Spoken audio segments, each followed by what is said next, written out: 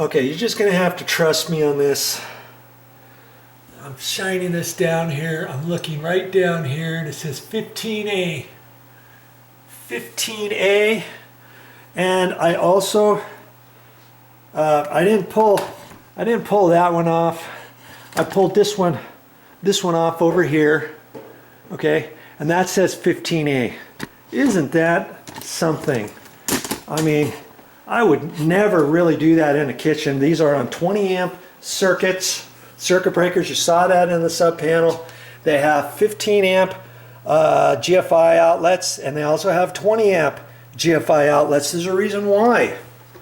Because if you put the 15 amp in there and you overload the circuit, well, I guess their theory is here, hey, if you overload it beyond 15 amps, it's going to trip the 15 amp circuit before anything else, and then it's going to trip the other electrical outlets that are connected. But in my view, I would have ran 20 amp GFI electrical outlets, and then on these particular electrical duplex receptacles, I would have made sure that when I was at the store, I got 20 amp duplex receptacles and not the 15 amp. Okay, that is the rest of the story. If you have any questions about that, you can ask, you can Google it, you can ask somebody at the hardware store. Go to the electrical area and ask them, what are your thoughts? Or when the inspector comes out, ask him what he thinks. But I think the inspector kind of missed that. I would not do this in my judgment, and that's just my point of view. If you got any questions or comments you want to send me, please do so. You know, and in fact, I'm going to be installing a backsplash up here in the kitchen.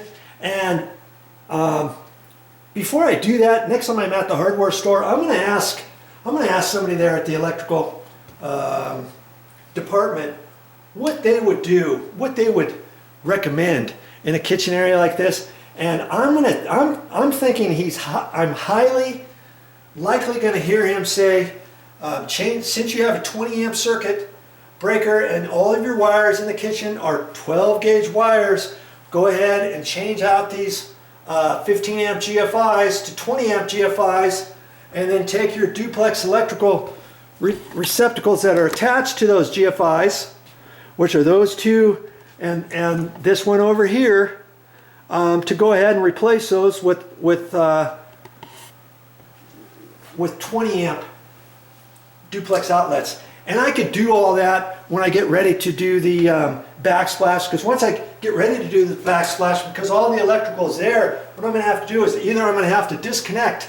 If I was going to save all of these electrical outlets, I would pull them out and then pull them all the way out of the wall and then tip them up sideways or twist them sideways and push them back in the box, even with the wires still on there. I could leave the breakers off or whatever, and then I can put the tiles on, even with the electrical outlet still there. But in this case, if I were going to be removing all of these, I'd remove the wires, just let the wires stick out, put wire nuts on them, whatever. And then when I got ready to reinstall everything, I'd reinstall the 20 amp duplex receptacles and the 20 amp GFIs. Okay, that's what I would do there. All right, enough of that. Let's see if there's anything else to tell you about that electrical outlet I'm getting ready to install. Well, I think that's about all I have to tell you about an electrical outlet such as this. So for all of those reasons, and for the main reason that even though this electrical outlet is still working, because this is cocked at an angle, and because I don't want to have this paper towel, napkin, toilet paper, any of that pushed up behind it, I'm going to replace it. And you know, it's not going to take me very long to replace it. It cost me 77 cents plus tax, less than $1 to replace this electrical outlet. For all of those reasons, I'm going to replace it.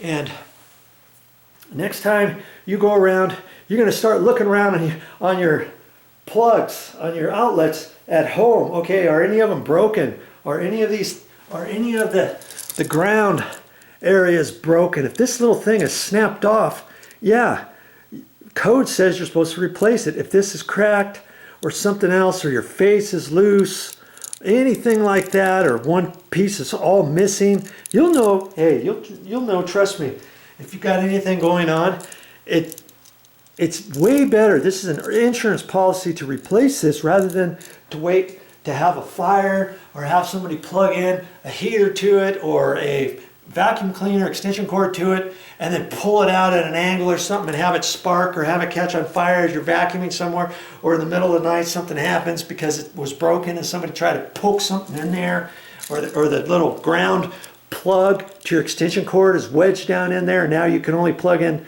the top two and not the whole cord. Get a different cord now because one's stuck in there. For all those reasons, just go ahead and replace it, okay? Now you know all the different things to look at and to see what to do, what type of electrical outlet to get at the store, what color to get at the store, what size to get at the store, and all that kind of stuff, okay? And that's all I have to say about that. That's all I got for this time. But I'll be back with more videos. And if you thought that I was going to tell you and show you how to remove a duplex electrical outlet on this video, I'm so sorry about that. But hopefully you got your classroom setting. You're a beginner. You didn't know that much. You know way more now than you did before.